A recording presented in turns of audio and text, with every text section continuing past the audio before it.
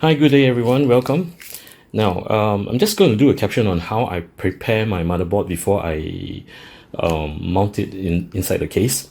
Now, before you do any dismantling, or should I say unpacking or unboxing the motherboard itself, right, make sure you discharge yourself, because our body do sometimes contains electrical charges.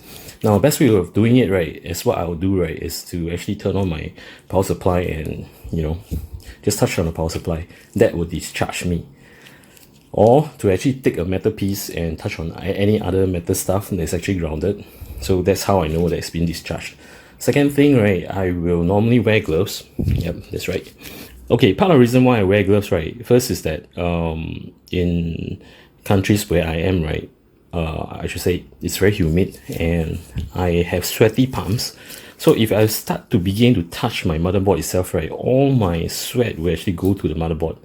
And as time goes by, right, all this sweat that's actually recited on your motherboard itself, right, it might corrode some of the parts. So that's the reason why I wear gloves.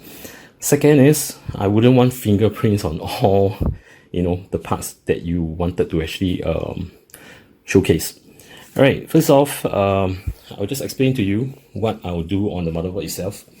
The very first thing I'll do, right, in fact, is to actually mount the standoff for the AIO itself, and of course the back plate. Okay, this is the first thing that I'll do. Second thing I'll do is actually the M.2s. I'll install the M.2s, then followed by the processor. Once done, the last step will be the RAMs, which I've actually not done earlier. I'll just show you. I'll latch all the RAM locks, then I'll just slot in the RAMs.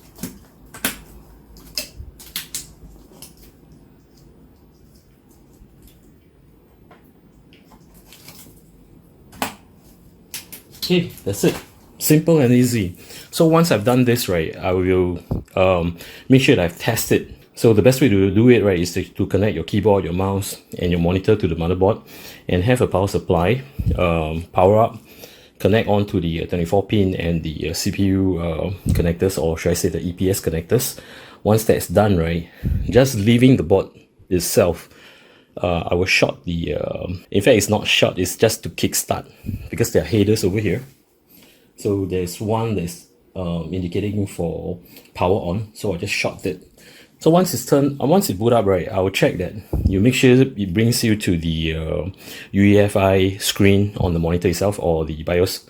I will check on the status, does it read my RAMs, how many RAM sticks I have, running at what speed, am I able to toggle the XMP profile.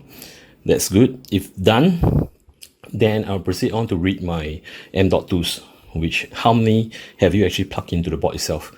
I forget to mention one very important thing. When you're testing this outside the board, make sure you place a heat sink, okay? Or should I say a CPU cooler. If not, it's going to be like heat up. I know it will not hurt, you just shut down by yourself, but for safety purposes, right, it's best that you place the CPU cooler. All right, that's it. So I'm just going to prepare this into my casing. So I'll see you in the next video. Thank you.